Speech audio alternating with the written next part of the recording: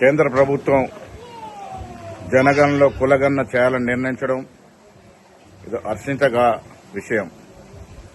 దీనికి కారణం తెలంగాణ రాష్ట్ర ప్రభుత్వం, తెలంగాణ కాంగ్రెస్ పార్టీ అని చెప్పక తప్పదు.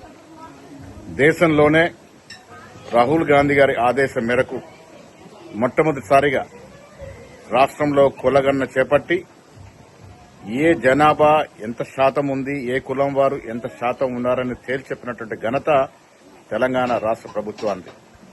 రాహుల్ గాంధీ యొక్క ఆలోచన మేరకు రాష్ట్ర ముఖ్యమంత్రి రేవంత్ రెడ్డి మంత్రివర్గ సభ్యులు నిర్ణయం తీసుకుని దేశంలోనే స్వతంత్ర భారతదేశంలో మొట్టమొదటిసారిగా తెలంగాణలో కులగణన చేయడం జరిగింది. దాంతోపాటు 42% పాటు రిజర్వేషన్ బీసీలకు ఇస్తూ కూడా చట్టం చేయడం జరిగింది.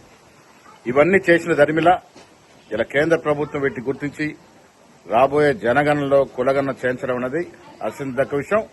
ఈ విషయంలో తెలంగాణ రాష్ట్రం యావత్ దేశానికి దిక్సూచిగా ఉంది, ఒక రోల్ మోడల్ గా ఉంది.